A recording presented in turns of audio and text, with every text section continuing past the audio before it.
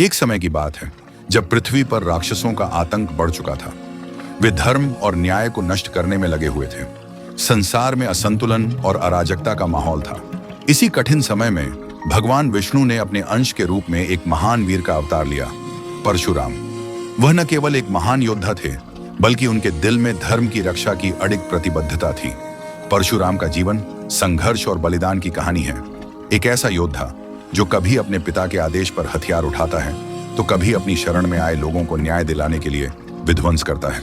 परशुराम का जन्म आर्षि जमदग्नि और उनकी पत्नी रेणुका के घर हुआ था। उनके जन्म के समय ही एक अद्वितीय आभा उनके चेहरे पर छाई थी। उनका नाम परशुराम रखा गया क्योंकि उनके पास राम नामक एक शक्तिशाली कुल्हाड़ी परशु थी। बचपन में परशुराम अत्यधिक बलशाली थे। वह अपने पिता की तपस्या में मदद करते और साधारण बच्चों से कहीं ज्यादा तेज, शक्ति और वीरता में विशेष थे। उनका जीवन तपस्वी और धर्मनिष्ठ था।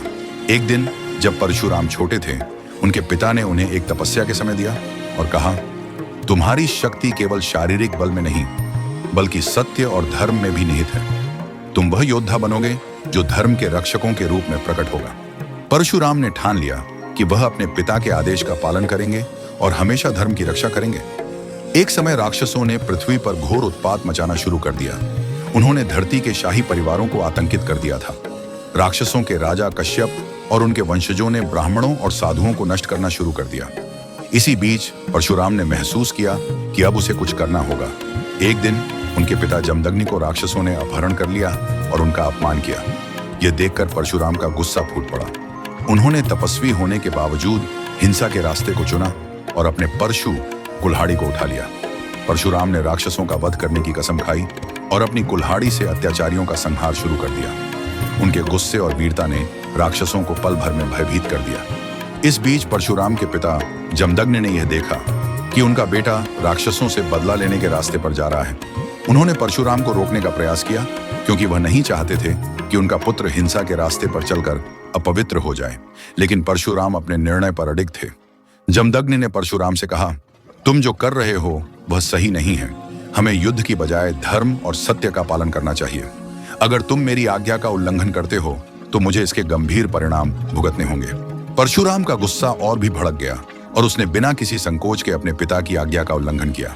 परशुराम ने अपने पिता से कहा, मैं किसी भी परिस्थिति में धर्म का पालन करूंगा और अगर इसके लिए मुझे युद्ध करना पड़े तो मैं इससे पीछे नहीं हटूंगा। यहां से परशुराम का युद्ध अपने ही पिता से शुरू होता है, जो अपने धर्म की रक्षा के लिए अपने पुत्र से भिड़ जाते हैं। परशुराम के पिता ने उसकी हार मानने की घोषणा की और उसे युद्ध से रोकने के लिए भगवान शिव से प्रार्थना की।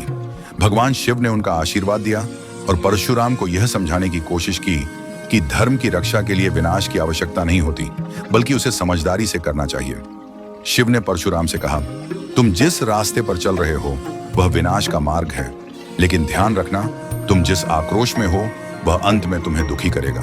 तुम्हारा असली उद्देश्य सिर्फ युद्ध नहीं है, बल्कि सत्य और धर्म की रक्षा है। परशुराम ने भगवान शिव के शब्दों को सुना और उन्हें समझा।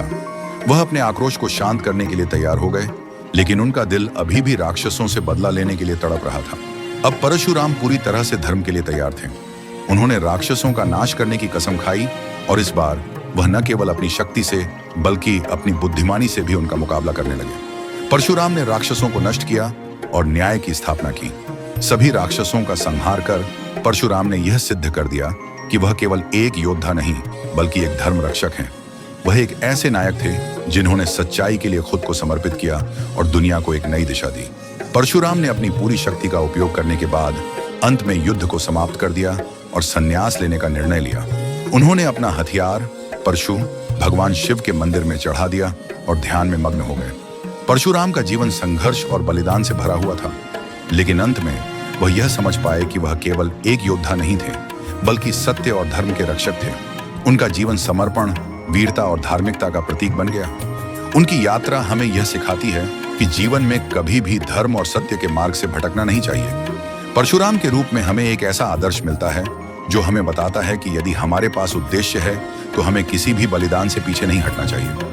परशुराम का जीवन न केवल एक योद्धा के रूप में प्रतिष्ठित है, बल्कि उनका उदाहरण हमें यह सिखाता है कि धार्मिकता और सत्य की रक्षा के लिए हमें कभी भी अपने आदर्शों से समझौता नहीं करना चाहिए। वे न केवल विध्वंसक थे, बल्कि एक महान रक्षक भी थे।